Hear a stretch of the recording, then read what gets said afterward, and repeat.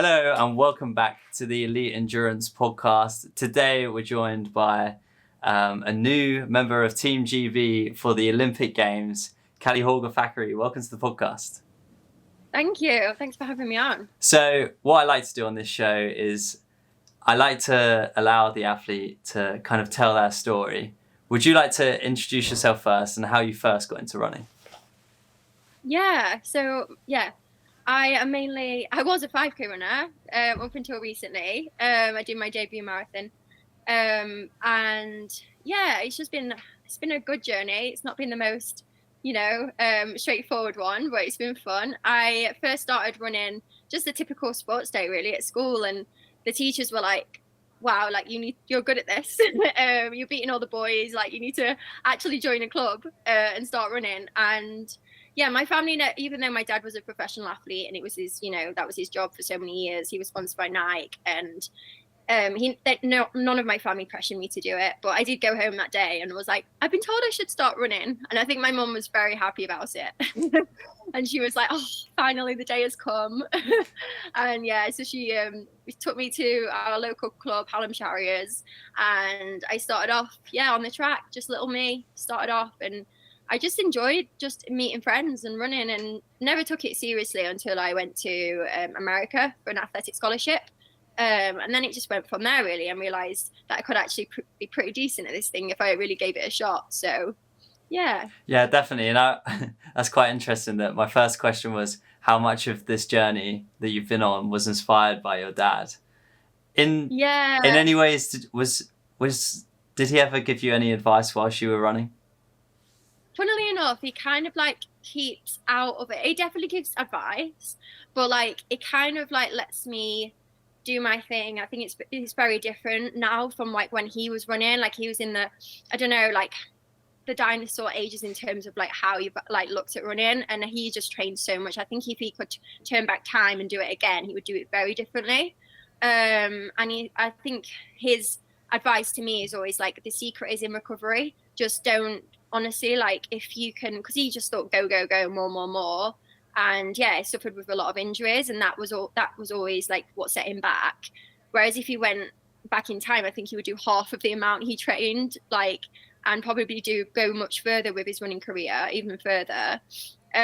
So I guess that would be his main advice. And but things have changed. I mean, shoes have changed, technology's changed. Like it's very different from when he was running back in the 80s and 90s to now. But yeah, I definitely obviously look back, and everyone always tells me all the time how amazing he was and how good it was to watch him race, and how gutsy he was. He was never afraid to just go with the front pack, and I aspire to that. And yeah. And what's quite interesting is my coach actually told me a story when I said that you were coming on the podcast. He told me a story of your dad racing in Barcelona. And there's so many stories with my dad, and I never know where they're going to go. So. No, it's actually quite a good one. Basically, my coach had sent an athlete out there, and he was talking to this other coach who was Spanish, and this coach turned around to him and said, "Oh, who do you think's going to win the race?" And he went, "Like your dad." And the Spanish guy didn't believe him and said, "Okay, I'll give you €100 if your dad wins." And your dad won the race. I think it was like I think it was like a 10K in Barcelona on the roads or something like that. And he's stayed in contact with that coach ever since. But so your dad didn't know it, but he's obviously a man to place his bets on. So definitely, I think when he was on. Yeah. But then it was like hit or miss. But when he was on, he was amazing. He would give anyone a good race. So. Yeah, definitely. And I think what's like crazy about your journey, obviously like running kind of is in your genes, like it's in your family, but it's nice to see that he didn't really push you into it, and you actually just got coaching from your kind of local club. In terms of that, like you weren't sponsored by Nike up until recently, and you still were racing in your Hallam Harriers vest even when you won the big half. How much of a contribution has the club scene been to your journey?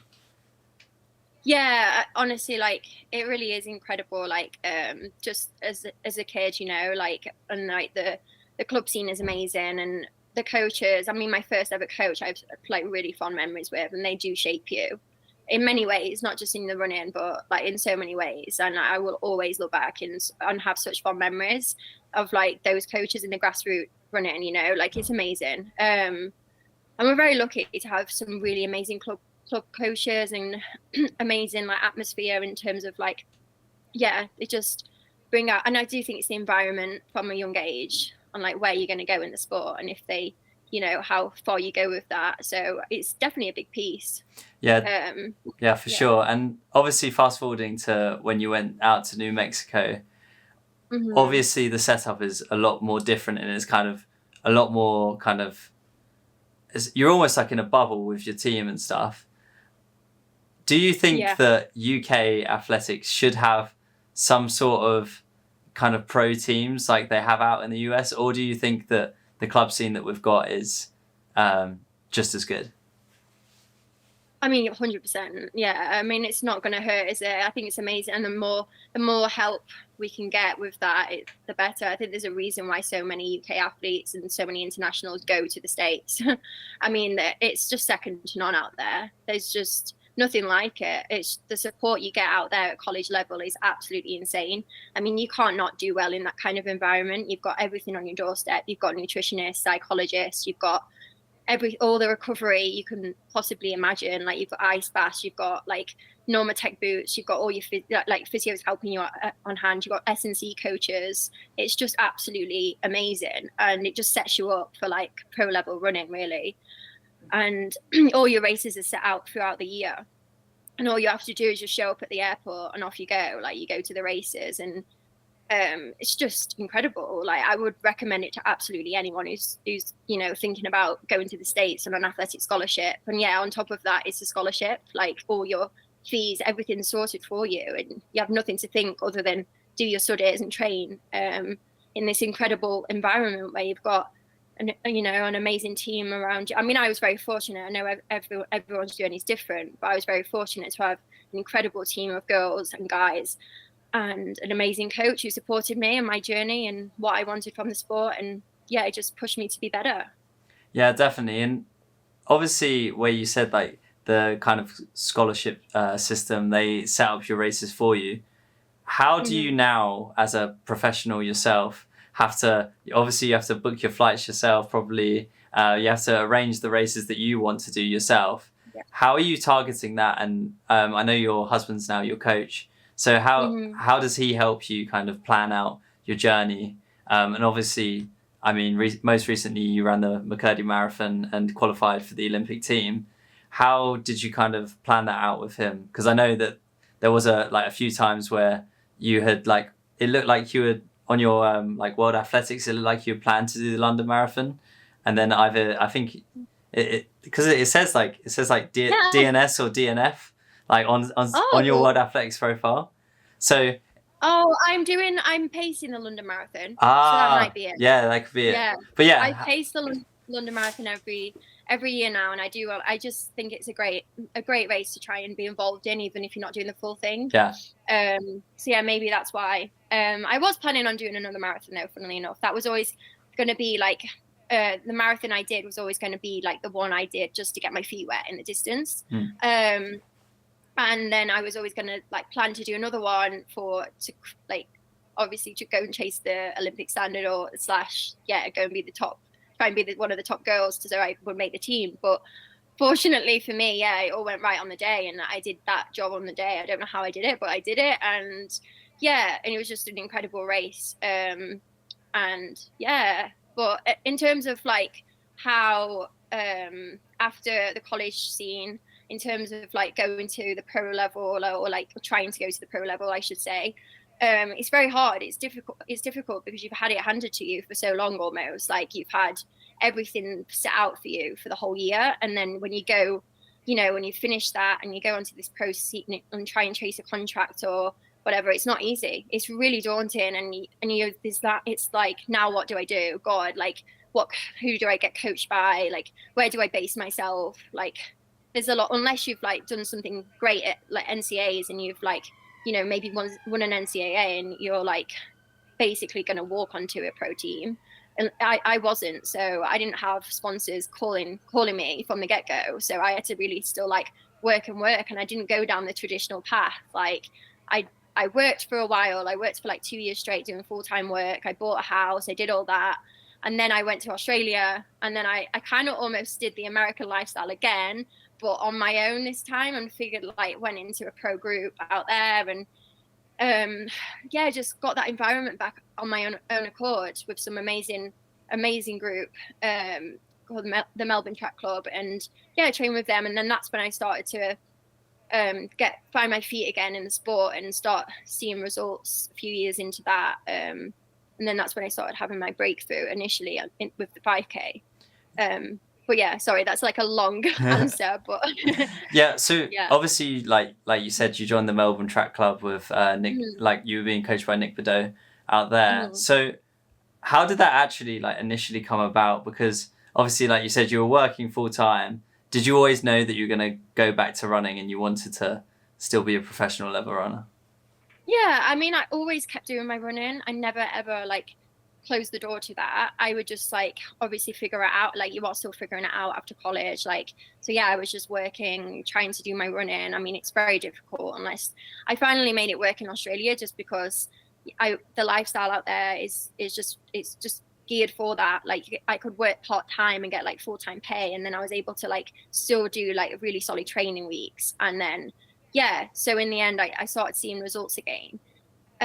But it was just an incredible environment for me to like train with people like that. And if you can't beat them, join them, they say, don't they? So I was just with these amazing girls who brought me to my full potential again. So yeah, definitely. And just out of curiosity, what were you working as when you came back from the US, like between becoming a professional?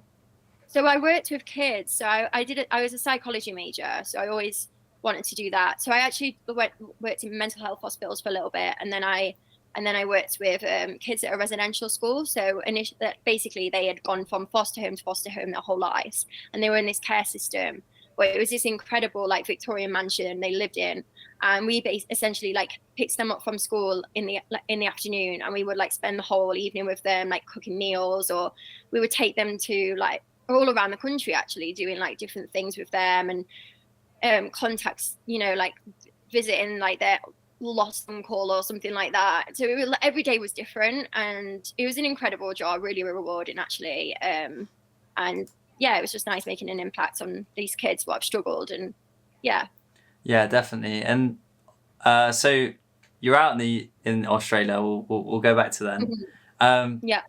What made you kind of decide to leave? I'm not sure. Also, you've met your husband at some point in time, and he's now your coach. So how did you end up transitioning to your now husband, coincidentally also called Nick, being your coach?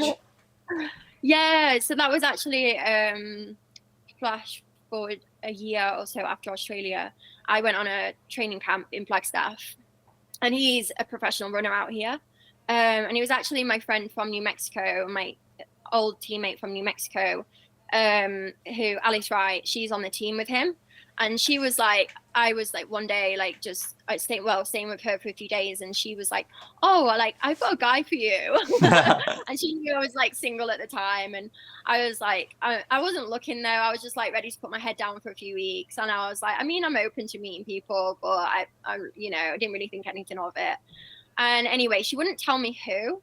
And I don't think she told him either, like who it was. And like, it was kind of like almost like a blind date, I guess, but it was like on the run.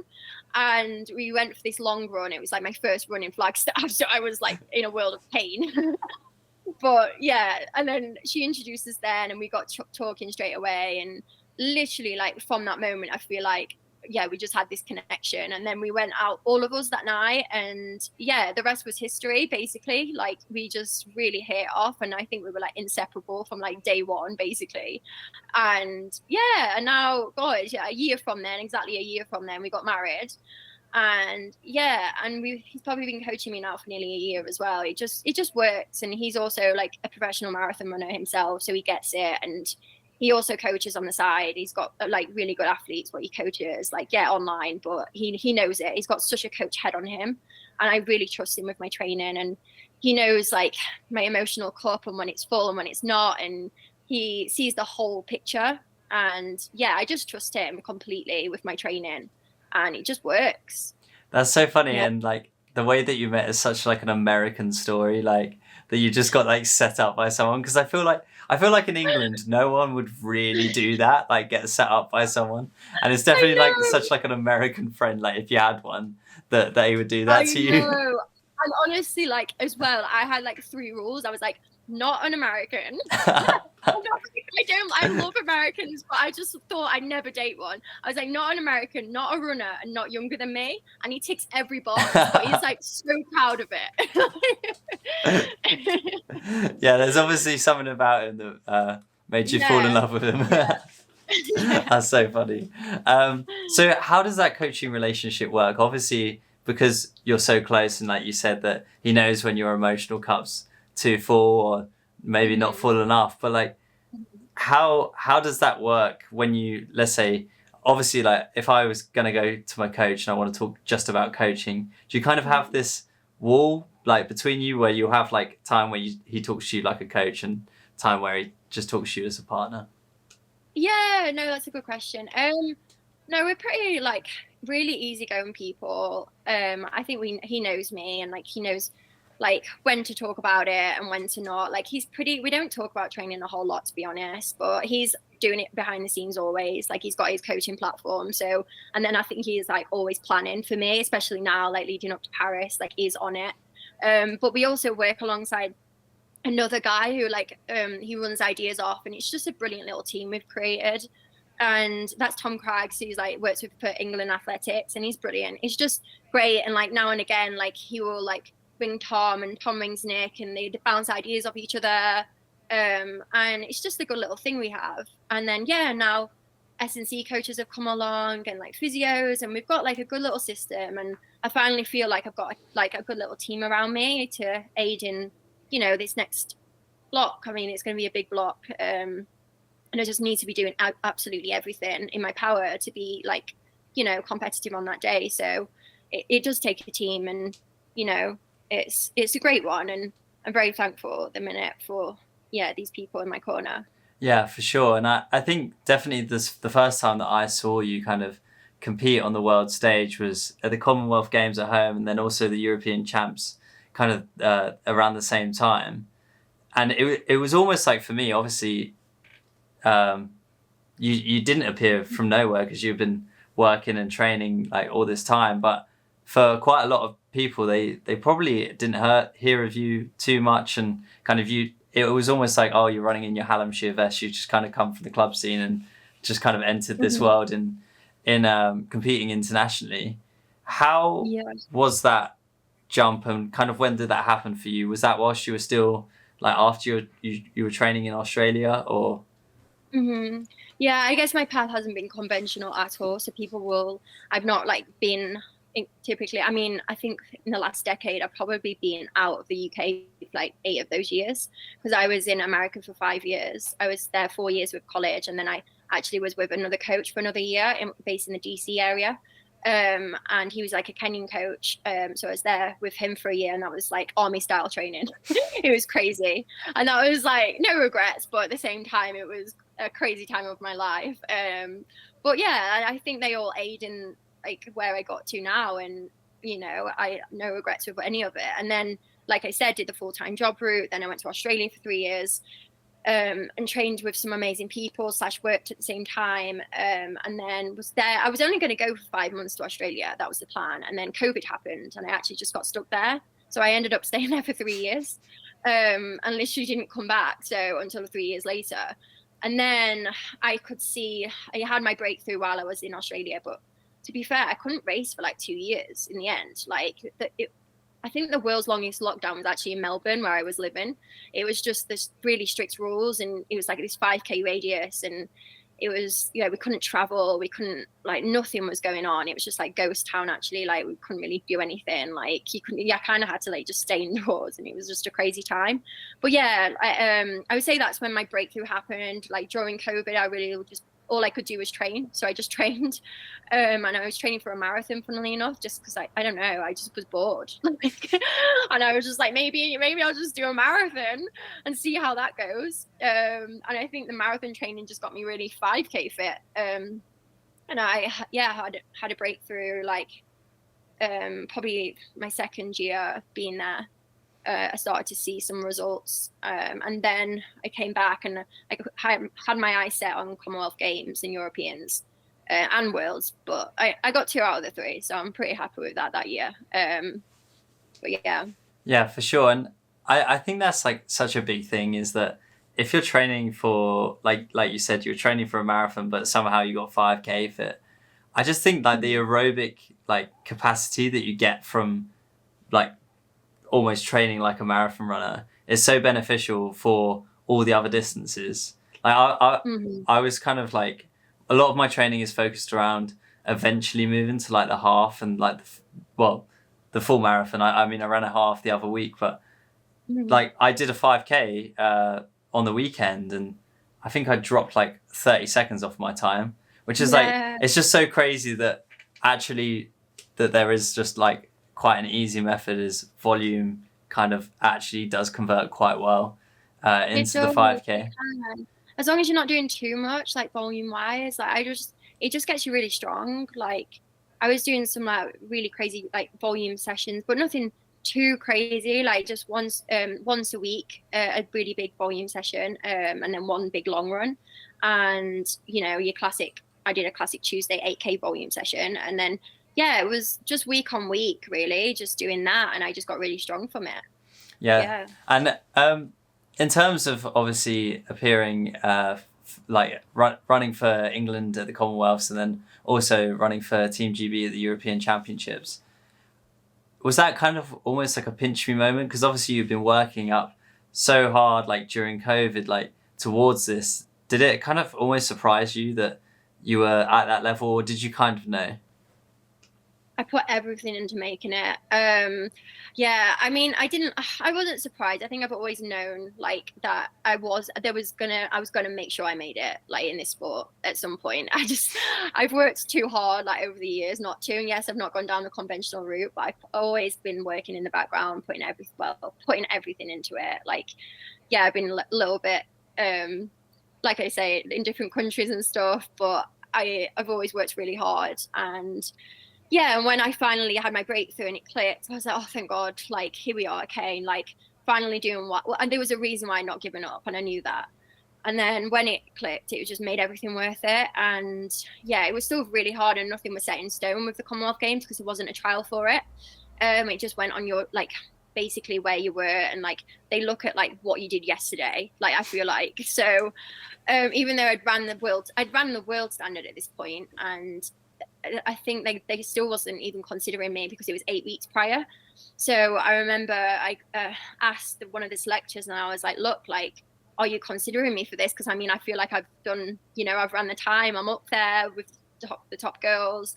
What do I need to do? Because I put my heart and soul into this, and like, what do I need to do to make this team? And they were like, look, like, our meeting, this was Thursday night, and they said our final meeting is on Monday. If you want to go and run another 5K to show form, to show fitness, but you'll have to go and run like 15:07, he said. And I ran 15:09 at this point, but they were like, you'd have to go and run 15:07 or something like that because we need to see form from you. And I was like, that's okay. Like, and at this point I'm in St. Moritz. So I was like, and it was Thursday night, and that next day I got a train, I got a flight, a coach, and I went to Watford, and I went and did a BMC, and I was like, well, I'm going to do it. I'm going to show that I'm in 15:07 shape he wanted. And I was like, I'm just going to have to do it. And I rang up, tried to get Pacer. I was like, I need to make this happen because I am making that team. And there was nothing going to stop me. When you want something that bad and you're in form. My friend was listening to the call, and she was like, Calli, you're in this shape. It's fine. Just go. You're in PB shape. Go in a race. And I was like, well, it's Thursday night. I've literally just got the weekend to do it. And yeah, went to this Watford race, and thankfully somehow pulled a 15:06 out of the bag. That's crazy. And I honestly, there's a photo of it, and you can just, if honestly, a picture just says a million words. You can tell how much I wanted it. My head was like this, it was going over the line, and I saw the clock, and I was like, oh my God, I've done it. And I was like, if they don't pick me now, like. That's insane. That's almost like a fairy tale ending to a fairy tale ending to the start of your career, almost like becoming like an international athlete.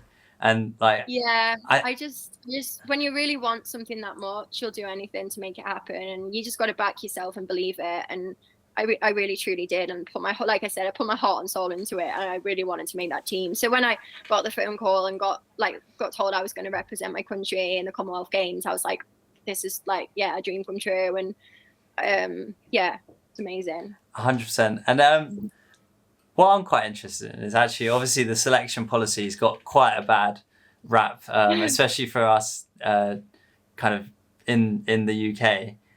Yeah. Do you think that it's actually had an improvement on the sport in some ways, or would you say it's a negative? Because obviously you've run the qualifying time for the Olympics, Charlotte has, and I think we've got 2 or 3 other girls that have also run the qualifying time for the Olympics now. We weren't even really close to that beforehand. What do you think about it?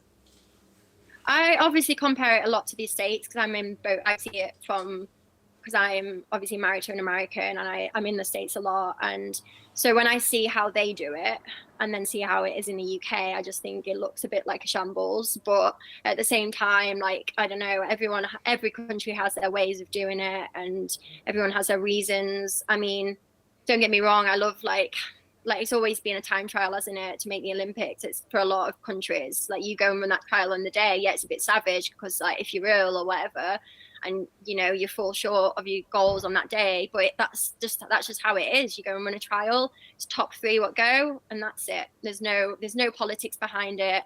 That personally, I think that's a good thing. Like, even though, and this is me, I say this, and I've never done well at a trial. I've come 4th before, I've DNF'd in a trial, but I still just think it's fair. Like that's just, like, to me, that there's no politics behind it then, is it? Is there? It's just like simple. You come top 3 on the day and then you go.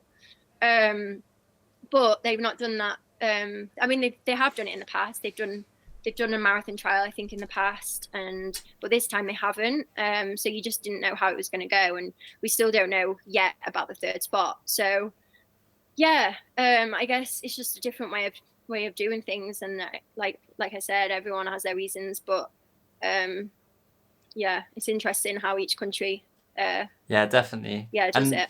Now let's move on to talking about your transition from the 5K up to the longer distances.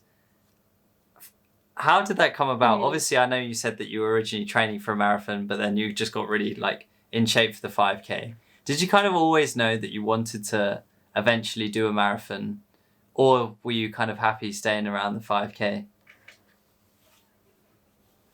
Yeah, I think obviously, I put everything into the 5K for so long. I think I always envisioned myself being making teams in the 5K for a few years. I knew eventually I would go to the marathon, just because I've just had it embedded in me for a while, from different coaches and all of these things, family history and stuff. And so many people have just looked at me, past coaches, and been like, you're a marathon runner. I think just how I run, my biomechanics just tell me that as well. But I don't know. I think I'm just stubborn, and I really wanted to make it and prove to myself that I could make it in the 5K first. And yeah, I didn't fully get to where I wanted, but at the same time, I've still not closed any doors to the 5K. There's still many years I feel like I've got left, and I think the 5K actually complements my marathon training anyway. And I'm happy to still give that a crack, and I will never say no, bye to it either, until I can't anymore. But yeah, no, I never knew when I was going to do a marathon, but I just thought, if I had, after the season last year, and the track wasn't going well for me last year, it was just, I had a bad winter, and it took me a long time to get my mojo back from the illness I had. And then finally at the back end of the year, I was doing some road races, and I was getting really fit on the roads. So I just thought now's the time to try it. And I felt like my endurance was there and I was strong. So yeah, I just kind of just went into it. And I think some naivety in the marathon is a good thing, and it helps me on that day. And I actually went into the marathon like very fresh, and that helped me, I think, as well. Like, I think a lot of people go into the marathon and they've got a lot of miles in their legs, they train very hard, and I didn't. Like, I was actually very like, yeah, very fresh. I had some good halves. My confidence was there, and I was naive in the distance. And I think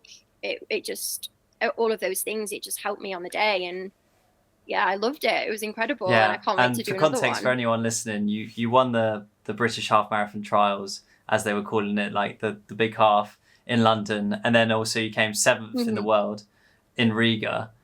When you came 7th in the world in Riga, you almost made it, like the start of the race, you just seemed so easy, and you were chilling with like all the Kenyans and the Ethiopians, and like you and Sam Harrison, and you just made it look like you belonged there. Is that something that you get from your dad, the gutsy racing style?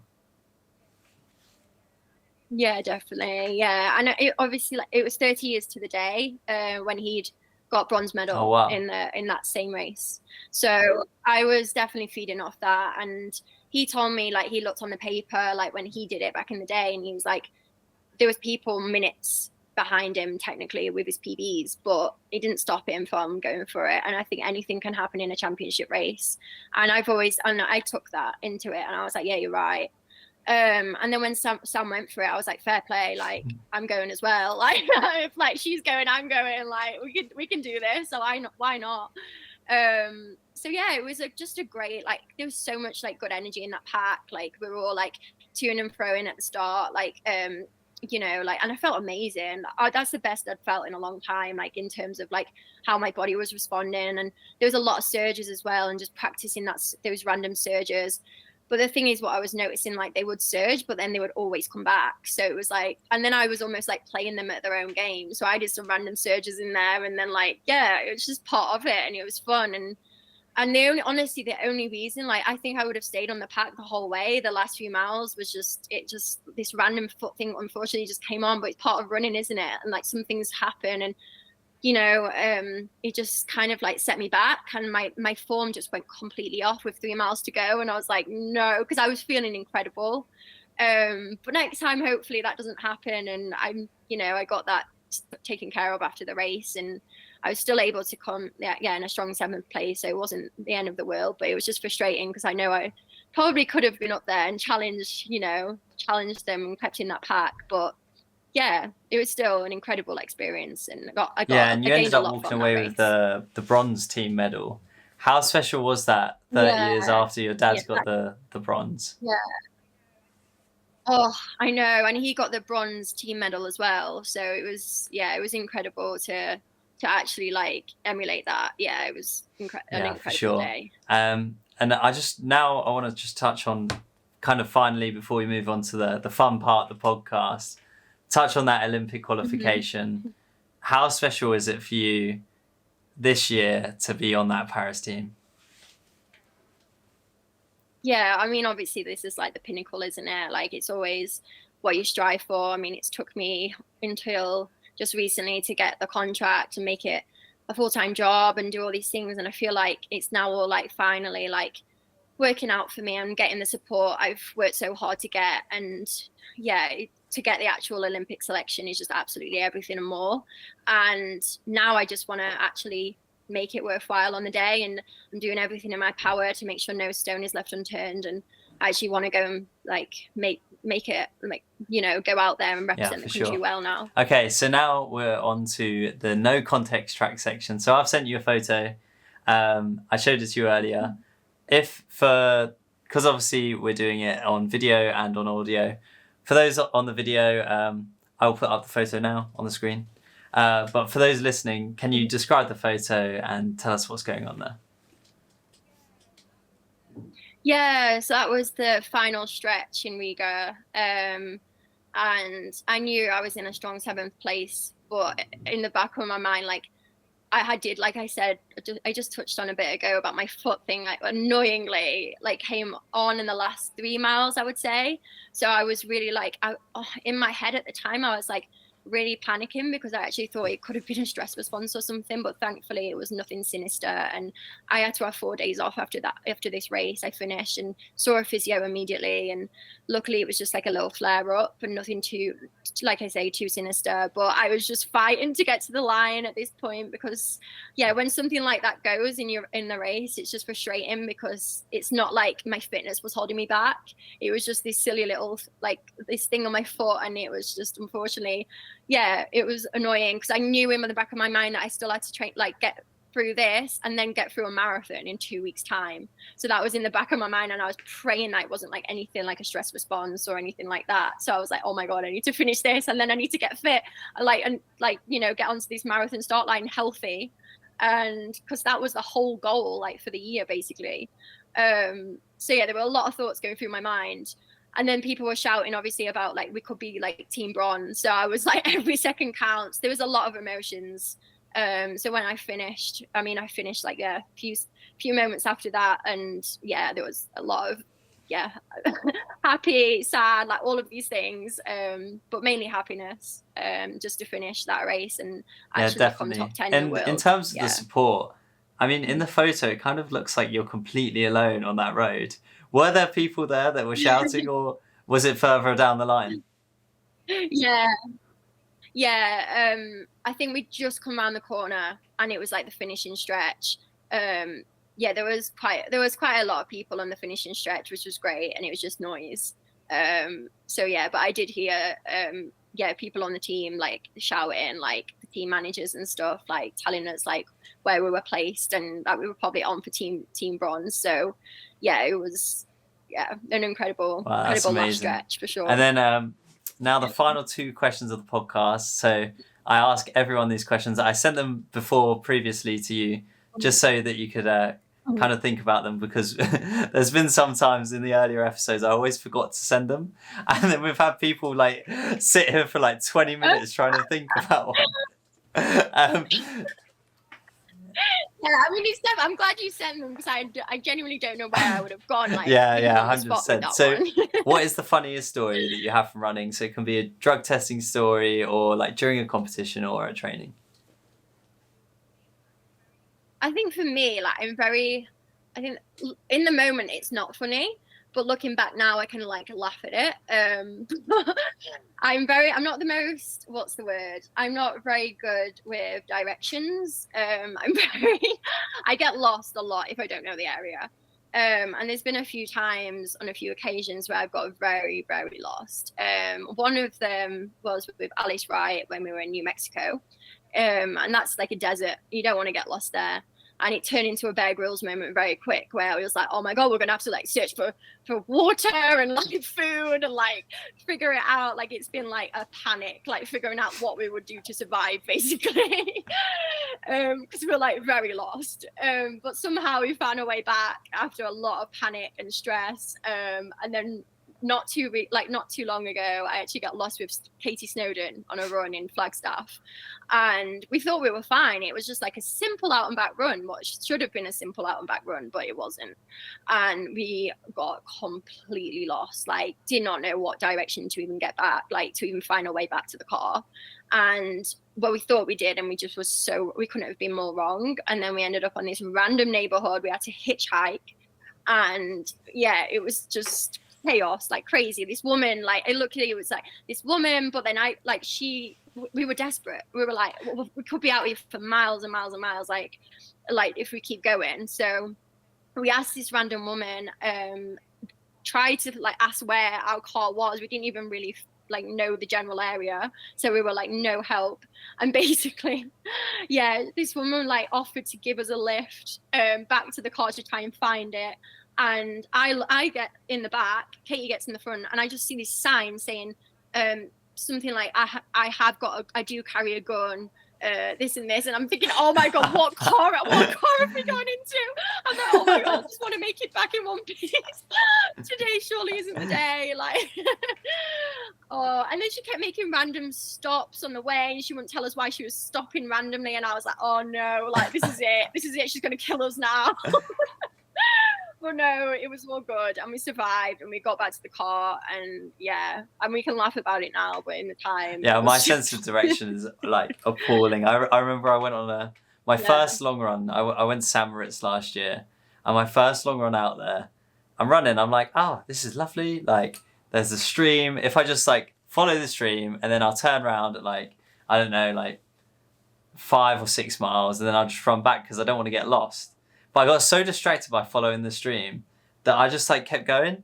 And then I realized like I was like 10 miles in. I was like, I actually have no clue where I am. I'm in this weird village. And like, there was like this like, it almost looked like a family of Amish people. They had like a horse and carriage. And I'm like, where am I? Like I'm completely lost in this like village somewhere. And then, no, and the worst thing was I was looking for, because obviously there's like a train that always runs through, couldn't find like where the train station was, and I just ended up walking back for like, it must have been like an hour or two just on my own, no water. But luckily you can actually drink the water, because obviously it's like I went to like an alpine lake, because obviously it's all coming from the mountain, and I was so thirsty and I saw someone do it, and I was like, okay, it must be safe. So I just like always like Bear Grylls it and just started drinking the lake. Yeah. Yeah. Oh my god. Yeah, not fun in the moment. Yeah, but you for gotta sure. do what you gotta do. Anyway, speaking of Bear Grylls, if you're stranded on a desert island and you had to live out your final days with someone throughout history, whether they be factual or fictional, and it can't be a family member, and it cannot be Bear Grylls, who would it be and why? Yeah, this was a really hard one. I didn't know where I was going to go with this, because like you said, not a family member. So I'm like, if it can't be my husband, then I don't know like who I'd want to be stranded with. So I had a long, hard think. But you did. So you said yeah, no, you can I pick can a friend. pick a friend. Yeah. I don't know because I didn't know what celebrity I would pick, because you think you know celebrities, don't you? But I bet when you actually are in that kind of scenario with them, do you actually know them? Like, if I'm going to pick a comedian or someone funny, like to bring light to the situation, I bet in general life they might not even be funny, you know, like it might all be an act. So I was like, I don't know if I would pick a celebrity. So I'll probably pick Samantha Harrison. Like, she's a good friend, good teammate. We both have the running in common. So let's be honest, I'd still have to do my running. I'm gonna assume that we're somehow gonna escape from this island. You cannot leave. So you're living out your final. I said you're living out your final days. Yeah. Oh my god! So I'm living out my final days with Samantha Harrison then. Right. I guess we'd have a good laugh. We'd talk about everything, like running. We'd have a lot in common to talk about. I already know her a lot. We've got through training camps together, so we can get through the final bits of life together on this island. I guess, yeah. Cool. Yes, no, we've had lots of people be like, "Oh yeah, I'm gonna bring Iron Man so we can just fly away," and I'm like, "No, it's not happening. You're dying on that island, mate." Exactly. I thought long and hard about this. There's no celebrities and no one. Yeah, Jesus Christ himself. Well, maybe. at least you could turn the water into wine. That's it. Anyway, thank you so much for joining me on the podcast. It's been great to have you as a guest. And actually, you're a lot funnier than I kind of thought you would be, to be fair. So. No, yeah. I'll take that as a compliment, I think. I just realised, in my head it sounded really good, but actually that sounds like a backhanded compliment. That's all right. I'll take it. But yeah, anyway, thank you so much for coming on the podcast. And for those listening at home, we'll see you next week for another one.